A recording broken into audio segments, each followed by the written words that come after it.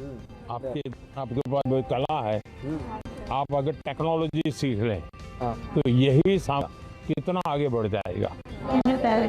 तो एक तो हमें नौकरी के लिए जिंदगी ये नहीं होता, नहीं। सपना तो ऐसा होना है कि भाई मैं एक ऐसी जिंदगी जीना चाहता हूँ, उसके लिए मैं जिंदगी को बनाऊंगा। अगर ये हम करते हैं तो बहुत लाभ होगा।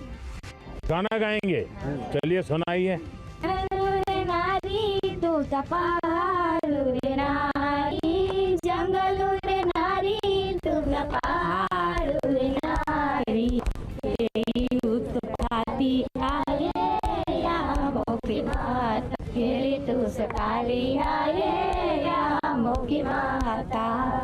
हम सबने मिलके उनके लिए गाना गाया जो कि यहाँ मोगी माता के बारे में था।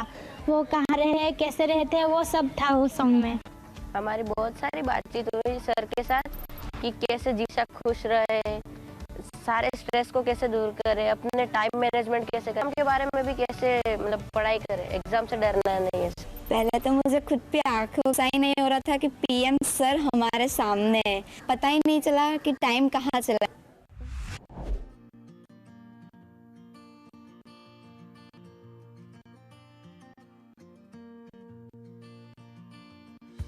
परीक्षा पे चर्चा का हमारा सफर अष्टलक्ष्मी यानी नॉर्थ ईस्ट भी पहुंचा और गुवाहाटी में परीक्षा पे चर्चा और भी ब्रह्मपुत्रा के उस बहते हुए के बीच मजे सैर करते करते चाबी चलती रही।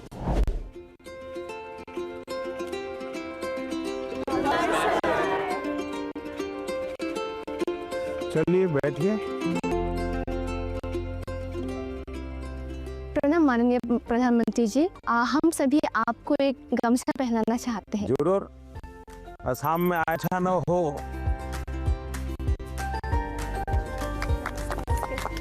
वाह, उनका जो प्रेजेंस है ना वो बहुत ही कामिंग है, लाइक रिलैक्स सा लग गया। बैठे रहने पर जो एंजाइटी होती है सब निकल गया। उनके साथ एक साथ बहुत बातें की फिर हमने। अच्छा, आप लोगों ने परीक्षा पे चर्चा कार्यक्रम पहले कभी देखा है टीवी? अच्छा, कभी आप लोग किताब देखी? तो उसमें से फिर आपको पहले होते थे परीक्षा के पहले और उसमें क्या फर्क है किताब पढ़ने के बाद या कार्यक्रम देख क्या फायदा हुआ आपको? से इतना डर नहीं लगता। आपके जो मंत्र दिए है ना, वैसे लाइक परीक्षा को एक सेलिब्रेशन उत्सव की तरह सेलिब्रेट करना चाहिए। तो अब थोड़ा परीक्षा की तरफ से मतलब डर कम रहा है फर्क। लेकिन डर तो घर के लोग डराते हैं ना, हाँ? पूछते हैं कि लाइक वो एक नंबर कहाँ गया, क्यों कटा एक नंबर। जीवन में अगर संतोष हो जाता बस बहुत हो गया, अब क्या, तो फिर प्रगति। ये जीत तो रहनी चाहिए मन में, लेकिन उसके लिए मैंने मंत्र में एक बात बताई है। सर किसी और से प्रतियोगिता नहीं करना चाहिए। शाबाश, मैंने हमने लगातार खुद से कंपटीशन करते ही रहना चाहिए। कोई हमें कहता भी 99 आए, एक क्यों नहीं आया? ठीक है, वो उन्होंने कहा अलग है, ठीक खुद को भी पूछना चाहिए कि मेरे जीवन में ये बदलाव क्यों आया, ये कमी क्यों रही, क्या कारण था। अच्छा, आपके मन में कुछ सवाल होंगे तो जरूर पूछिए। मेरा आपसे यह प्रश्न है कि मैंने सुना कि आप अपने रोजमर्रा की जिंदगी में एक पर्टिकुलर डाइट हेल्दी रहने के लिए फॉलो करते हैं। तो हम छात्र ऐसा कौन सा मैजिकल डाइट फॉलो करके चले जिससे कि एनर्जाइज्ड और फोकस रह पाए और हमारा सबसे बेहतर प्रदर्शन आ पाए परीक्षाओं में? हकीकत ये है कि मेरा कोई डाइट का सिस्टम ही नहीं है,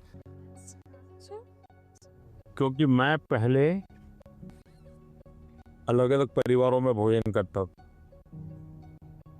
तो इतना था कि मैं वेजिटेरियन हूँ तो वेजिटेरियन खाऊंगा, फिर उस घर में जो हो मैं खाता था। दूसरा, खुद को कभी पकाना पड़ता था, कभी खिचड़ी पका देता था। खिचड़ी खाते हैं नहीं हम। डाइट आपकी पसंद होना चाहिए, यानी ऐसा नहीं दवाई की तरह डाइट नहीं, तय करो कि पेट भर के खाना है कि मन भर के खाना है। ज्यादातर लोगों के क्या होता है, मना न करे तब तक खाते रहे। अनाज जो है पेट भरते हैं, लेकिन सांस सीना भर के नहीं लेते हैं। यहाँ उल्टा करना चाहिए। दिन में जब भी मौका मिले एकदम शरीर भर जाए इतना सांस लेना चाहिए, हो सके तो उसको रोकना चाहिए और फिर धीरे से निकालना चाहिए। करते हैं खाना, यानी बाकी 50 कामों में शरीर को सबसे आखिरी प्रायोरिटी देते हैं, लास्ट प्रायोरिटी। अच्छा, आप में से कितने लोग हैं जिन्होंने नियम बनाया कि हम सूर्योदय देखेंगे या नहीं देखेंगे? ऐसे कितने? सनराइज, ये शरीर को ये चीजें एक ताजगी देती हैं, एक एनर्जी देती हैं। इन आदत बनाइए, शरीर को सबसे पहले प्रायोरिटी दिलाती। पर अक्सर हमारे माता पिता हमारे दोस्तों के साथ हमारी तुलना करते हैं, परंतु ज़्यादा दबाव हम पर तब पड़ता है जब हमारे अपने घर वालों या भाई बहनों से दी जाती है। तो ऐसी परिस्थिति में हमें क्या करना चाहिए? मान लीजिए कह दिया कि देख तेरी बहन के अक्षर कितने बढ़िया है, उसके हैंडराइटिंग कितने अक्षर है, तो अच्छा व्यक्ति क्या करेगा? उस बहन को कहेगा बहन मुझे सिखाओ ना, मैं कैसे हैंडराइटिंग है। दूसरा क्या करेगा?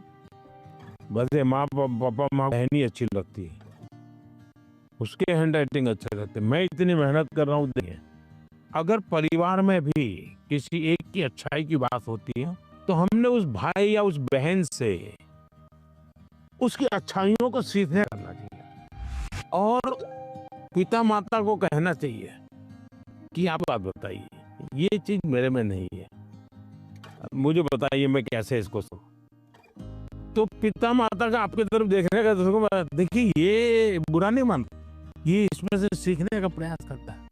कंपैरिजन से माँ बाप ने बचना चाहिए। माँ बाप उसे कहता हूँ कि कृपा करके आप परिवार में किसी के सामने उतनी तारीफ न करें बच्चे की आदत खराब हो जाए। इतनी तारीफ न करे एक बच्चे की, दूसरे बच्चे को लगे कि देखो हर बार ये तो इसकी बात दुनिया में बताते रहते, मेरी को बताते नहीं।